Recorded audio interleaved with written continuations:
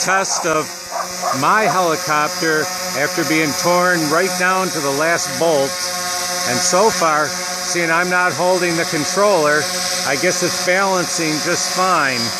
So now we're going to move it so don't wander, and we'll come back and try Johnny's. Okay, here's Johnny's. Going to go for a maiden flight.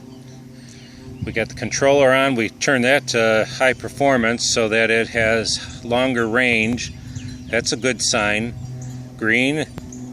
We're going to hopefully get another green, and in a moment hopefully you'll get to see what happens. Okay, there's Johnny's hovering all by itself. Bring her down a little bit so you can actually see that it's his. There's his little crazy skull.